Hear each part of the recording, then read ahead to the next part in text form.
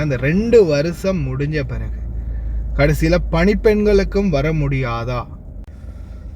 அஸ்ஸலாமு அலைக்கும் வரஹ்மத்துல்லாஹி வபரகாத்துஹு. அன்பார்ந்த அனைத்து உறவுகளுக்கும் இனிய இரவு வணக்கம்.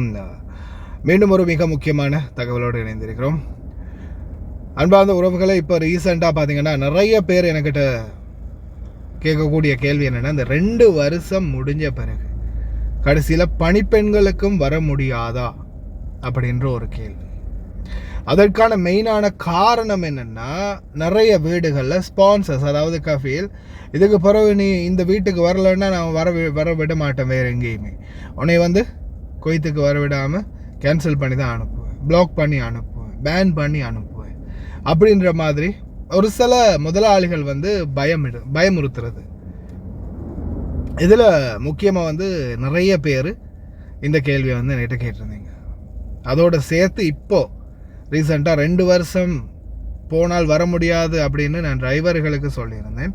அதையும் நிறைய பேர் என்கிட்ட கேட்டிருந்தீங்க, இந்த மாதிரி ஹவுஸ்மேடுகளுக்கும் வர முடியாதுன்னு சொல்கிறாங்களே உண்மையா அப்படின்னு. சிலருக்கு உண்மைக்குமே வர முடியாத சூழல் இருக்குது, அதுக்கான காரணமும் இருக்குது. நல்லா கேட்டுக்கோங்க, டிரைவர்களும் கேட்டுக்கோங்க. உங்களுக்கும் வர முடியும், வர முடியாது, இந்த மாதிரி 2 கேட்டகரி இருக்குது. அது எப்படின்றதையும் கிளியர் பண்ணுறேன். முதலாவது ஹவுஸ்மேட், பணிப்பெண்கள். நீங்கள் உங்களுடைய எக்காமா, அதாவது உங்களுடைய சிவில் ஐடி அல்லது உங்களுடைய வீசா கேன்சல் பண்ணிவிட்டு இந்த நாட்டில் இருந்து நார்மலாக நீங்கள் கஃபீல் 2 வருஷம் முடிச்சதுக்கு பிறகு அவங்கள போய் டிக்கெட் போட்டு உங்களை கேன்சல் பண்ணி அனுப்புகிறாங்க அப்படின்ற பட்சத்தில் உங்களுக்கு எந்த ஒரு பிரச்சனையும் இல்லை. நீங்கள் தாராளமாக கேன்சல் போன அடுத்த நாளே வேணும்னாலும் வீசாவுக்கு அப்ளை பண்ணலாம். நீங்கள் கேன்சல் போன அடுத்த நாளே உங்களுக்கு வீசா அப்ளை பண்ணலாம், எந்த பிரச்சனையுமே இருக்காது. ஆனால் சில நேரங்களில் பார்த்தீங்கன்னா உங்களுடைய கஃபீலுக்கு உங்களை திருப்பி எடுக்கணும் அப்படின்ற எண்ணம், ஆனால் நீங்கள் வரமாட்டேன்னு சொல்கிறீங்க. அப்படி இருக்கிறதால இவங்க என்ன செய்கிறாங்கன்னா, நீங்கள் போகிறதுக்கு முன்னாடியே அவங்க டிக்கெட்டை போட்டுருவாங்க உங்களுக்கு. சரி, 2 வருஷம் கழித்து நீங்கள் போகிற மாதிரி டிக்கெட் போட்டுருவாங்க. ஆனால் போகிறதுக்கு முன்னாடி என்ன செய்வாங்கன்னா, எக்காமா அடிச்சிருவாங்க. உங்களுக்கு எக்காமாவை திருப்பி ரினுவல் பண்ணிவிட்டு அனுப்புவாங்க, கேன்சல் பண்ணி அனுப்ப மாட்டாங்க. அப்படி கேன்சல் பண்ணாமல் அனுப்பினா நீங்கள் நாட்டுக்கு போய்த்துட்டு நீங்கள் புதிய வீசாவுக்கு அப்ளை பண்ணும்போது பார்த்தீங்கன்னா இங்கே எக்காமா உங்களுக்கு ஆல்ரெடி அவைலபிளில் இருக்குது, வேலிடில் இருக்குது அப்படின்றது சொல்லும் சிஸ்டம். அப்படி சொன்னால் உங்களுக்கு அவங்க சிஸ்டமில் இங்கே சிஸ்டமில் எக்காமா இருந்துச்சுன்னா உங்களுக்கு வர முடியாது. அவங்க எத்தனை வருஷத்துக்கு அடிச்சிருக்காங்களோ அந்த எக்காமா ஒருவேளை நீங்கள் போய் 6 மாதத்தில் வரலன்னா காதிம் வீசாக்கு 4 மாதம், ஆனாலும் வீசா கேன்சல் ஆகிறது 6 மாதத்தில் தான். கஃபீலா நினச்சா 3 மாதத்தில் கேன்சல் பண்ணலாம். ஒருவேளை ஸ்பான்சர் நினைக்காத பட்சத்தில் 6 மாதம் கழித்து கேன்சல் ஆகும் ஆட்டோமேட்டிக்காக. ஆனால் அதுலேயும் ஒரு சிக்கல் இருக்குது. என்னென்னு பார்த்தீங்கன்னா, சில நேரங்களில் ஸ்பான்சர் கேன்சல் பண்ணாத பட்சத்தில் 6 மாதத்தில் கேன்சல் ஆக வேண்டியது சில நேரங்களில் ஆட்டோமேட்டிக்காகவே சிஸ்டமில் கேன்சல் ஆகாது. கஃபீலே போய் ரிக்வஸ்ட் பண்ணினா மட்டும்தான் கேன்சல் ஆகும். சில நேரங்களில் கேன்சல் ஆக இருக்கிறதையும் சில கஃபீல் என்ன செய்வாங்கன்னா, இப்போ குவைத்தில் இது 2 பக்கமும் கேட்டுக்கோங்க, இருசாராருக்கும் பொருந்தும். ஒருவேளை லீவில் போயிட்டு இன்னும் கொஞ்சம் காலம் அதிகமாக இருக்கணும், கஃபீல் ஒத்துக்குவார், என்ன செஞ்சால் அந்த லீவை எடுக்கலாம். எனக்கு 6 மாதம் போதும், இன்னொரு 7 மாதம் 8 மாதம் சரி நான் லீவில் இருக்கணும், எக்காமா இன்னும் 2-3 வருஷத்துக்கு எனக்கு இருக்குது. ஆனால் 4 மாதம் தான் நம்ம காதிம் வீசாவில் இருக்கலாம், 3 மாதம் 25 நாள் நாட்டுக்குள்ளே இருக்கலாம். அதை தாண்டினா நம்மளுக்கு வர முடியாத சூழல் இருக்குது அப்படின்றது தான் இப்போதே சட்டம். 4 மாதம் ஷூன் வீசாக்கு 6 மாதம், காதிம் வீசாக்கு 4 மாதம் தான் எங்களுடைய இஜாசா, அதாவது எங்களுடைய லீவுக்கான கால வரையறை. அப்போ அப்படி இருக்கும்போது அப்போ நம்மளுக்கு ஒரு 8 மாதம் லீவ் எடுக்கணும்னா எப்படி எடுக்கிறது அப்படின்றதுக்கும் அந்த கேள்விக்கும் அதே உங்களுக்கு இப்போ நீங்கள் கஃபீல் 6 மாதத்தில் ஒட்டோவா கேன்சல் ஆக வேண்டியது கஃபீல் என்ன செய்வாங்கன்னா, கஃபீலால் முடியும் சஹல் அப்ளிகேஷனில் போயிட்டு public authority for civil information பதாக மதனியாக்கு இன்ஃபார்ம் பண்ணுவாங்க. இந்த மாதிரி என்னுடைய தொழிலாளர் நாட்டுக்கு போயிருக்காங்க, அவங்களுக்கு இத்தனை மாத காலம் லீவு வேணும், 6 மாதம் 8 மாதம் 1 வருடம், இந்த மாதிரி அவங்க குவைத்துக்கு வெளியில் இருப்பாங்க, அவங்களுக்குரிய அக்காமா கேன்சல் ஆகக்கூடாது அப்படின்ற ரெக்வஸ்ட்டை அவங்க உள்ளே வச்சுருவாங்க. சிஸ்டமில் செயல் மூலமாக வைக்கலாம். சரியா? லீவு எக்ஸ்ட்ராவாக எடுக்கணும்னு நினைக்கிறவங்களும் இதை கஃபீல்கிட்ட சொல்லி நீங்கள் செயல்படுத்தி கொள்ளலாம். அதே போல் சில கஃபீல் உங்களை வர விடக்கூடாது அப்படின்ற நல்ல நோக்கத்தில் இருக்காங்க இல்லையா, அவங்க என்ன பண்ணுவாங்கன்னா இந்த மாதிரி லீவையும் உங்களுக்கு எக்ஸ்டெண்ட் பண்ணி விட்டுருவாங்க. அப்படி செய்யும் போது என்ன ஆகும்னா உங்களுக்கு குவைத்துக்குள்ள அந்த லீவு வரையறையையும் சேர்த்து கிட்டத்தட்ட 1 வருஷத்துக்கு வர முடியாமல் போகும். அந்த 1 வருஷம் முடிஞ்ச பிறகு உங்களுடைய அக்காமா இன்னும் 1 வருடத்துக்கு இருக்குன்னா அந்த அக்காமா கேன்சல் ஆகும் வரைக்கும் இருக்க வரும். அப்போ அதுக்கு பிறகு மறுபடியும் கஃபீலுக்கு ரினியூவல் பண்ணிட்டா அப்படின்ற பயன் தேவையில்ல. அதுக்கு பிறகு அவங்களால ரினியூவல் பண்ண முடியாது. ஏன்னா நீங்கள் ஆல்ரெடி சாப்பர் போயிருக்கீங்க அப்படின்றதால நீங்கள் திருப்பி அக்காமா ரினியூவல் பண்ணணுமா இருந்தால் நீங்கள் ஒருவேளை நீங்கள் லீவில் போனீங்களா இருந்தால் லீவில் போயிட்டு திருப்பி புதுசாக அக்காமா அடிக்கும்போது நீங்கள் லீவில் போய் வந்திருந்தீங்கன்னா நிச்சயமாக மெடிக்கல் எடுக்கணும். மெடிக்கல் எடுக்காமல் அக்காமா அடிக்க முடியாது. அதால் பிரச்சனை இல்லை. 2வது தரம் அவரால் எப்படியுமே அக்காமா அடிக்க முடியாது. காரணம் மெடிக்கல் போடாததால் அக்காமா அடிக்க முடியாது. அதுலேயும் சிலருக்கு ஆன்லைனில் அடிக்கும்போது மெடிக்கல் போடாமலே அக்காமா எக்ஸ்பர்ட் ஆகிருது. ஒரு சிலருக்கு மெடிக்கலே போகலை, லீவில் போய் வந்திருக்காங்க, ஆனால் அக்காமா அடிபட்டுடுச்சு. இந்த மாதிரியும் இருக்குது. சிலருக்கு தான் அது ரேண்டமாக வாரது தான், எல்லாருக்குமே வராது. 100% உசாரத் தாக்கலியாவில் மினிஸ்டர் ஆஃப் இன்டீரியரில் போய் நாங்கள் இது செய்ய போகும்போது உடனே அவங்க சொல்லுவாங்க மெடிக்கல் போடணும் அப்படின்னு. மெடிக்கல் போட்ட பிறகு தான் திருப்பி அக்காமா ரினியூவல் பண்ண முடியும்.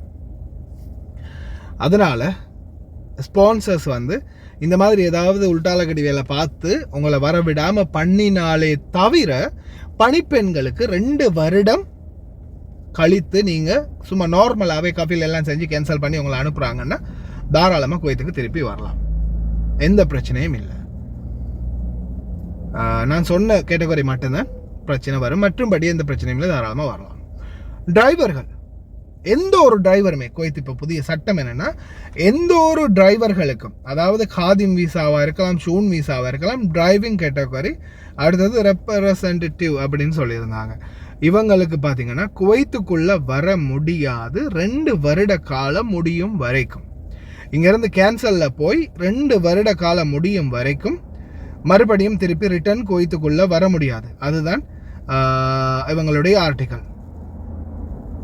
ஆமாம், நேற்று நான் உங்களுக்கு செய்தியில் காட்டியிருப்பேன்னு நினைக்கிறேன். இந்த ஆர்டிக்கல் அதுதான் அவங்க போட்டது 2 வருடத்துக்கு டிரைவர்ஸ் போனால் குவைத்துக்குள்ளே வர முடியாது அப்படின்னு. இதில் உங்களுக்கு வாரத்துக்கான வாய்ப்பு எப்படி இருக்குன்னா திருப்பி ரிட்டர்ன் வரணுமா இருந்தால் அதே சேம் கம்பெனி, அதே சேம் ஸ்பான்சர், அதே சேம் வீடு, அதே ஸ்பான்சர், உங்களுடைய அதே பழைய கஃபீலுக்கிட்ட நீங்கள் வரப்போகிறீங்களா இருந்தால் தாராளமாக வரலாம். கஃபீல், பழைய கஃபீல் போய் என்னுடைய டிரைவர் கேன்சலில் போயிட்டு அவனை திருப்பி நான் எடுக்க போகிறேன் அப்படின்னு ரிக்வஸ்ட் வச்சா உசாரத்து தாஹலியா, அதாவது உள்துறை அமைச்சகம் அப்ரூவல் வழங்குவாங்க. ஏன்னா ஸ்பான்சர் நஃப்சல் கஃபீல், நஃப்ச கஃபீல் எக்தர் ஈஜி, தானி கஃபீல் மா எக்தர் ஈஜி. அதாவது சேம் கஃபீலுக்கு நம்மளுடைய கஃபீலே நம்மளை போய் திருப்பி ரீரிக்வெஸ்ட் பண்ணி உள்ளே எடுக்கலாம். ஆனால் நம்மளுடைய கஃபீல் அல்லாத வேறொரு கஃபீல், நம்மளுடைய பழைய ஸ்பான்சர் இல்லாமல் வேறொரு ஸ்பான்சர்கிட்ட வரணுமா இருந்தால் 2 இயர்ஸ் மொத்தமாக கம்ப்ளீட் ஆகணும் குவைத்தை விட்டு. அதாவது சிலர் இப்போ எனக்கு அக்காமா வார வருஷம் தான் முடியுது, ஆனால் நான் இப்போவே கேன்சலில் போயிட்டேனே, எக்ஸிட்டில் போயிட்டேனே, வெளியிட்டேனே, லீவில் வந்துட்டேன், ஆனால் நான் திருப்பி வரலை அப்படின்னு சொல்லும்போது அதில் ஒரு சிக்கல் என்னென்னா, நான் சொன்ன மாதிரி இந்த அக்காமா கேன்சல் ஆகும் வரைக்கும், அக்காமா என்னைக்கு முடியுதோ அன்னைக்கு முடிஞ்ச பிறகு அந்த முடிஞ்ச அக்காமா இருக்கு இல்லையா, அந்த டேட்டோட சேர்த்து எவ்வளோ காலம் நீங்கள் எக்ஸிட் ஆகி எவ்வளோ காலமோ அதோட சேர்த்து அந்த மிச்ச காலத்தையும் நீங்கள் அந்த 2 வருஷ பீரியட்டை கணக்கெடுத்துக்கொள்ளலாம்.